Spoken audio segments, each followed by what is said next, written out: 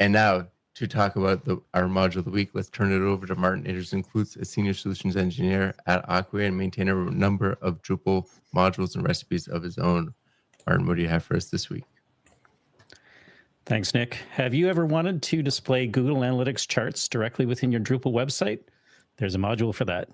It's called Google Analytics Reports, and it was created in April of 2011 by Raspberry Man, but recent releases are by today's guest, Rajab Nutshah.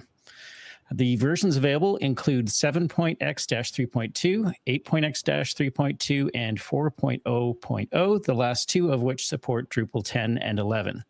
It is actively maintained. In fact, recent releases were less than a month ago, and it has security coverage. For documentation, there is a documentation guide for older versions and a README with detailed instructions to get it set up.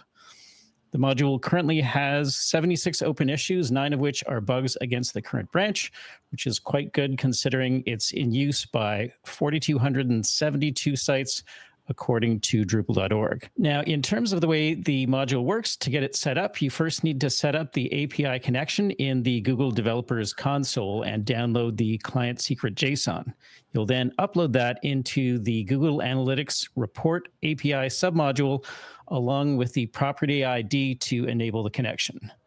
Next, you need to install the Charts module and either the Google Charts or HighCharts submodule in order to see graphical reports. You will now have a new Google Analytics Summary in your site's reports menu and a new Google Analytics Report Summary block and Google Analytics Reports page block as blocks available to be placed where you need them in your site. Now, I haven't had a chance to try the 4.0 version of this module yet, but I have used older versions with a variety of dashboard solutions, including Moderation Dashboard and Homebox. One of the many benefits of using a powerful open source framework like Drupal to build your site is its ability to act as the glass for a variety of other systems. And I think this module is a great demonstration of that. So let's talk about Google Analytics Reports.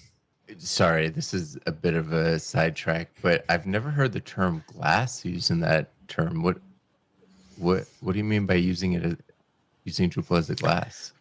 So the idea is Drupal is where people would experience things, where the experience happens in Drupal. But like, as an example, I've heard of sites where Drupal is sort of the experience layer, but maybe they pull in some kind of a third-party commerce system like a Magento or something like that.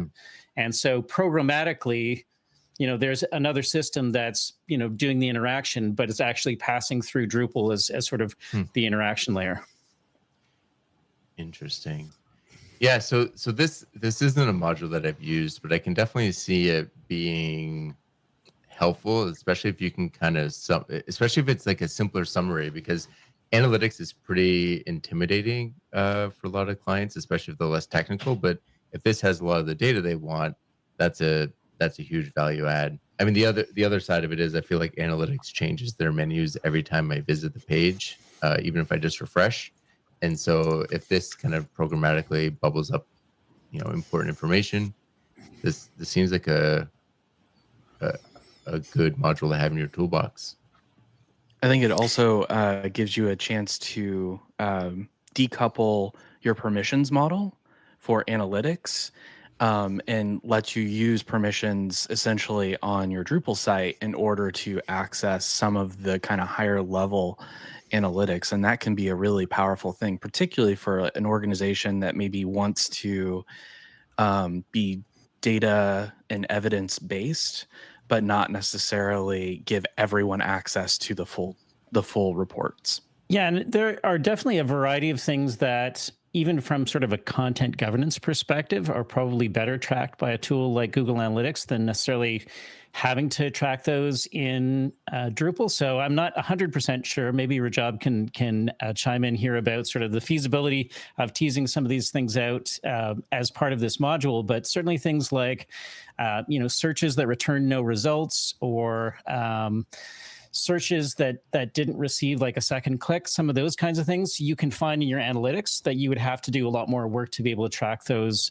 within Drupal. So if it was possible to sort of bubble those up as something that could be easily exposed to your content authors within Drupal, I feel like that there's sort of like a natural fit there in terms of providing useful feedback.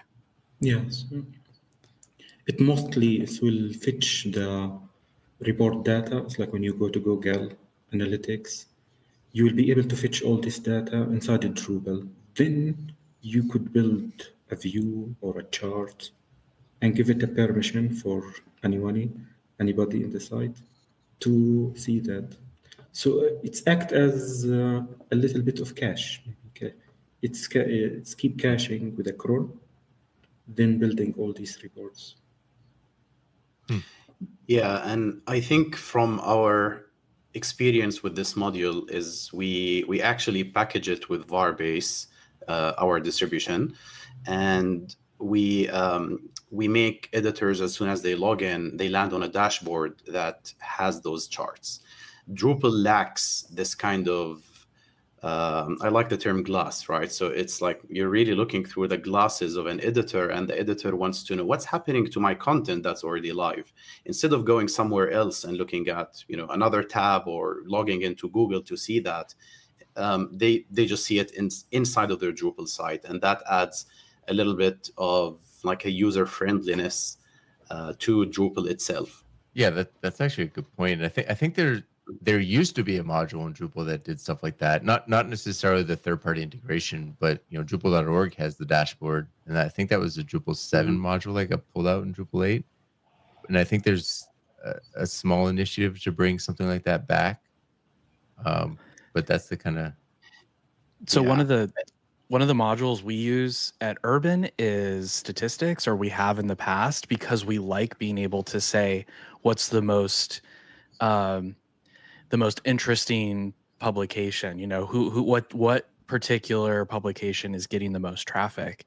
And we often have to turn that off because it doubles your traffic. If you're on a hosting plan like Pantheon or something like that, if you're tracking your own statistics, you have to track it outside of your caching layer. Mm-hmm. And keeping track of that is actually resource intensive.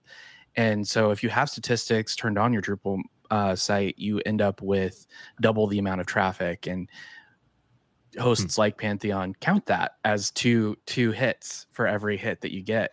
And so if you could use this module, I don't know if you could, but if you could use this module to power a popular content block on your front page, that's like even more reason to consider maybe you being able to connect to Google Analytics API. And even if it doesn't happen out of the box, sounds like, Rajab, you just said that we could potentially use views to access this cached data that's coming from Google Analytics, which kind of decouples the analytics portion from your site, but you can still use it and render it on the front end, which is really neat. Yeah. I think there's actually another module that it's a little bit related to this one, but that's a perfect use case for what you described, Josh, which is count the number of pages based on Google Analytics and use that as a views plugin sort criteria or even a filter criteria. It's called the Google Analytics counter. Bonus module. Awesome. You had mentioned the dashboards on Drupal.org. I believe the module that's being used for those is called Homebox, which is actually pretty slick because it actually allows, I think there might be a permission involved, individual users to sort of drag and drop, you know, where things are placed on their own dashboard, potentially add new ones or, you know, remove existing ones. So it makes it very customizable, which is pretty slick. And there is, as far as I know, a Drupal 10 compatible version available, or at least I'm pretty sure there used to be a Drupal 9 one. So. Awesome. Well, thank you, Martin. If folks have suggestions for other modules of the week, what's the best way for them to do that? We're always happy to get nominations for Module of the Week in the Talking Drupal channel of Drupal Slack, or folks can reach out to me directly as ManClue on all of the Drupal platforms.